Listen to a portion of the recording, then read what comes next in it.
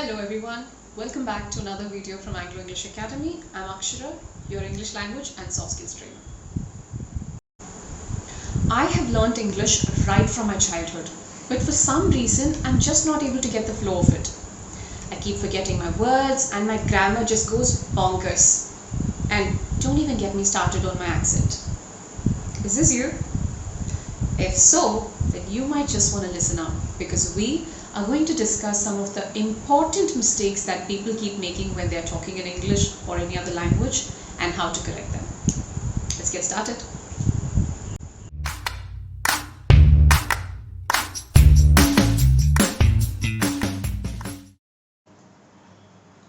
Let's eat the ugly frog first, shall we? The biggest and the most commonly pointed out mistake is not learning your grammar. I know, as soon as I said grammar, most of you would have shrugged your shoulders, squinted your eyes and said, really? But let me tell you why.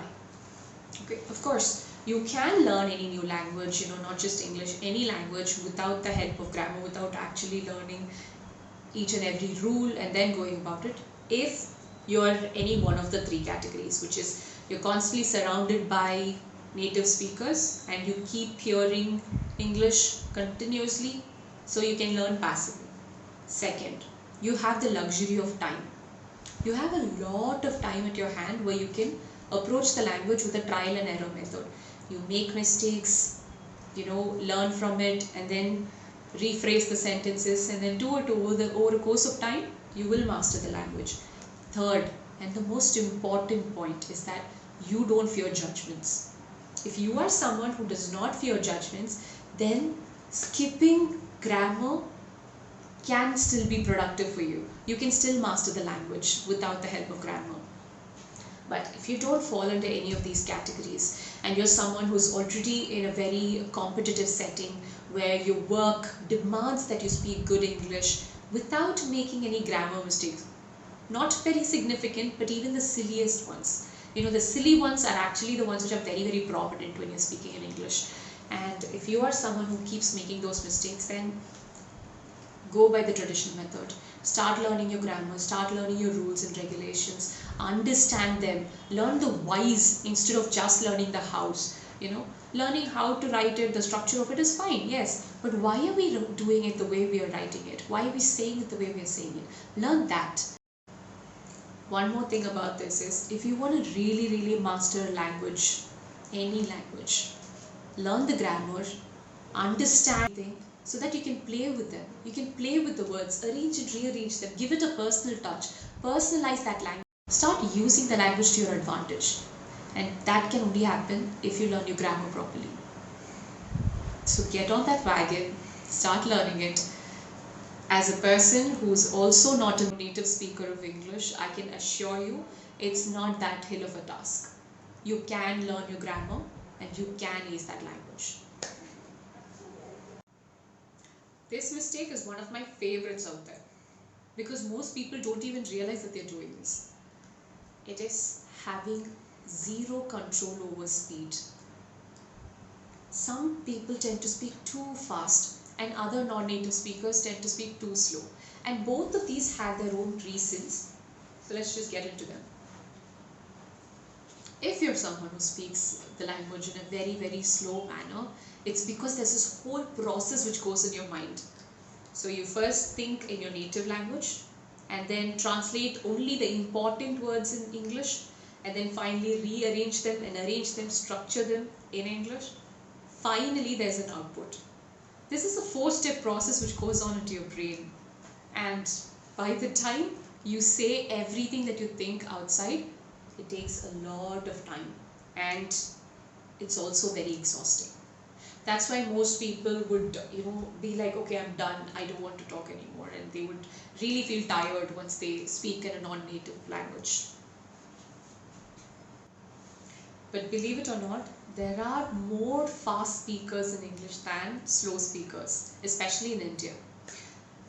This is especially true if you're an intermediate and these people have all the main vocabularies in their mind. They have a bag of phrases ready to throw it at people. The only problem is they're very scared of forgetting them. So what they do is as in when they have it arranged in their head, they just shoot it out to people continuously, one after the other. This happens, and then they don't even realize that sometimes they forget to speak or say a whole chunk of the sentence. They jump to the next sentence and next phrase. They do this over and over again, where they don't even realize that half their meaning is getting swallowed up and people are not actually understanding. They end up confusing the people, the listeners, more than they actually are conveying. So what do we do? Consistent practice.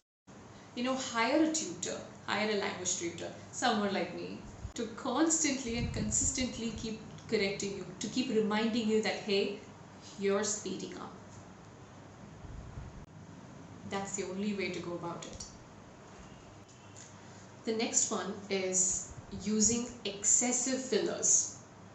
As we already discussed, there is a thinking time that we all take whenever we're speaking in any language other than our mother tongue. So when we're speaking in English, which is not our native language, we have this whole process which goes on, right?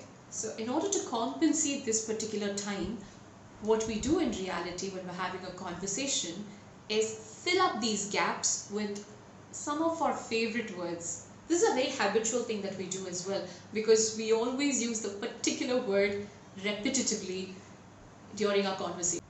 Words like like, okay, right, all of it. Limited usage of it is absolutely accepted and appreciated, because even native speakers do that. But non-native speakers tend to have a lot of it, and that's something which dilutes the quality of your language to a significant level. So if it's a habitual thing, how do we control it, and can we actually control it? Of course we can, because it's a habit, and habits can be broken. You just start being aware of what is your favorite word, is what we call it, in our training community. We just say people have a favorite word all the time. So I do too, and we're all victims of it. No matter where we are, no matter what level we are in our language levels, we all have it. So you can maybe find out what's mine and comment down below. Let me know as well. I do know what it is. Let me know if you've actually found it out. Second thing is to be okay with the silence. It is fine that you don't rush to answer a question as soon as it's posed to you. Take a minute, take a second, collect your thought, and then answer the question. Now you know what you're going to address, you know a few words and phrases which come to your mind, and you're concentrating more on what you should tell rather than the way you're saying it. So you make lesser mistakes. Another important mistake that is usually overlooked by a lot of language learners out there is repetition. Repetition of words, phrases, and sometimes even sentences. Repetition is usually associated with fear based on language, the grammar, the structure, and everything. But what effect does it have? Think about it. If you keep repeating the same word and same sentence over and over during a conversation, within a span of 5 minutes, say you're repeating yourself the same sentence for about at least 10 times. And you might think it's exaggerated, but it's not. People do that. You might be doing that. You might just not be aware of it. And what happens is, it will make your conversation seem so off, and added to that, your listener might not even be following you. It would distract your listener from the subject matter that you're trying to address, and so instead of motivating you for trying, it actually demotivates you from speaking the new language. So what should we do? Learn the alternatives. Start ditching your old bag of words and phrases that you have ready. Every time you want to talk about something, you just pull it out from that bag. Instead, start finding the alternatives for them. Start finding better alternatives. Not necessarily difficult, advanced words, but just, even if it's on the same level, it's fine. Just find a different way to say that.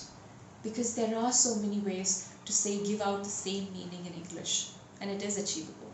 If you need some help with this, then you can head out to our Instagram page where we target specific ideas every single time, and in each pose you'll find alternate ways to say the same thing.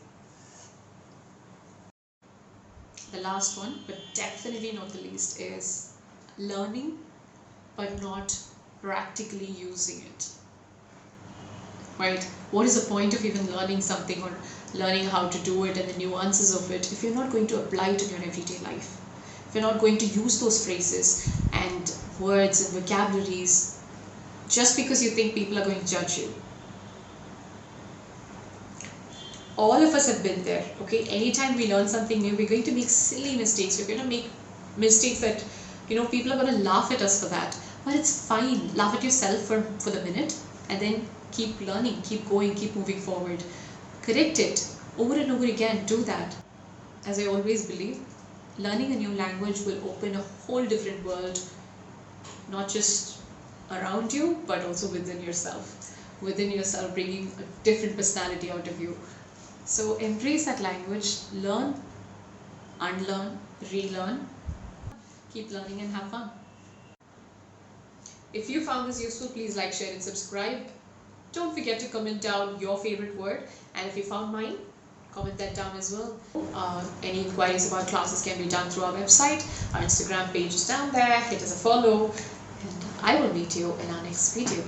Have a great life until then.